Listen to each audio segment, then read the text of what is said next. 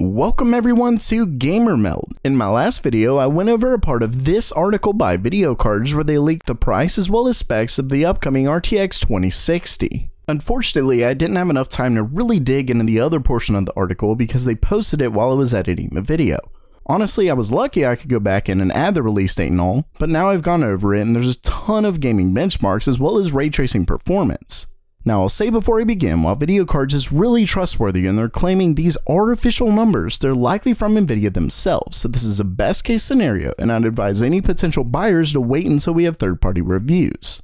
With that said, let's go over them. As you can see, there's quite a few games here, and overall the 2060 is about on par with the 1070 Ti, which I'll say is a little better than what I was expecting. In some games like Doom 4, The Division, and Fallout 4, it's more in between the 1070 and 1070 Ti, but then in say Wolfenstein 2, the 2060 actually creams the 1080. Of course, this is a new architecture, so there's different factors at play here, but that's impressive. With that said, don't expect it unless maybe the title supports DLSS or is highly optimized.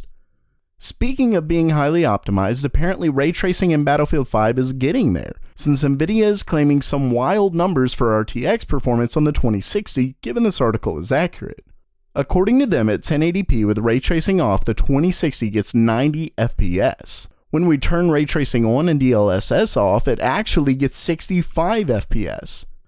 Now, it doesn't list whether that's low, medium, or high rays, but if the other numbers are accurate, it looks like this is more of the medium setting. And that isn't too bad or unbelievable. Battlefield 5 has gotten some nice performance gains from better optimization since the ray tracing update was initially pushed out. And again, these are definitely coming from Nvidia, so once again, they're likely the best possible numbers. Plus, we'll need to see more than average FPS to get a real picture.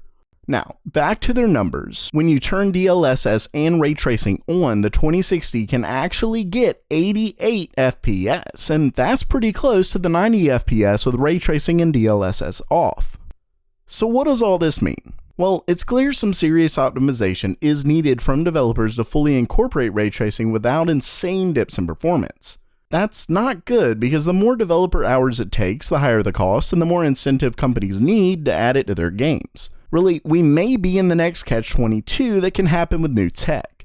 Game publishers likely need to see large numbers of RTX users before they're willing to dish out support, but gamers are probably waiting for more games that support it before they're willing to buy into the RTX platform.